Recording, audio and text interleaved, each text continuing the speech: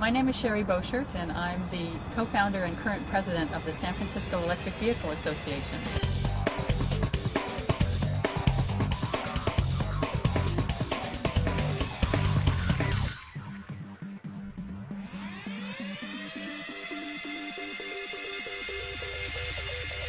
Driving an electric car is fun. It's quiet, it's smooth.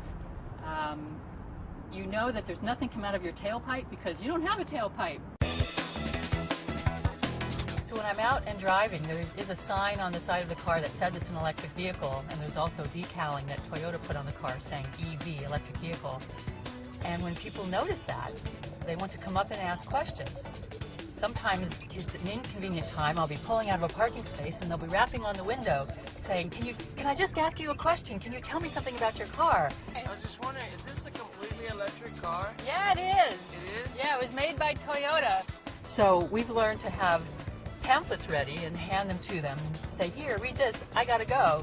So it introduces them to the basics and gives them websites where they can go to learn more about electric cars. Most charging happens at home. Every electric vehicle driver has either a charger that the car companies gave you with the car, or if you have a conversion, you plug it into a regular 110 wall socket. Out in the world, there are hundreds of public charging stations in California, and there's a website called evchargernews.com that shows you where they are, not only in California but other states, but the vast majority are in California. So before I take a long trip, I look and see where the charging stations are. It's not complicated. There's a gauge on both the dashboard that tells you how low you're getting in the state of charge of the batteries. We also have a program that was created by one of the electric vehicle drivers called the RAV4 Info that uses a Palm Pilot that converses with the car's computer. And that more accurately tells me exactly I have 50% state of charge or 4% state of charge.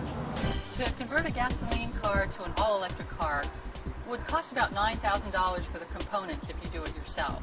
If you hired someone to do it, it would be $20,000 on up, depending on what kind of batteries you get, etc. It's not that complicated, but you have to know something about electronics, and it's just labor. You have to take the engine out, fill the battery box. What you end up with is a car that's a good city car, a local car. It gets a 40 to 60 mile range, probably.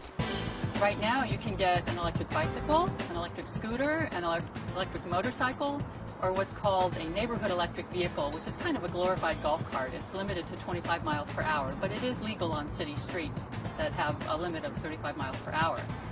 If you want a freeway-capable electric car, there aren't any right now. If you want a plug-in hybrid, there aren't any right now, except for ones that people have converted themselves. So our point is to get the car companies to make them again. They made great electric cars. They can do it again. My research has shown that they have made plug-in hybrids. They need to offer them to consumers. We want them now.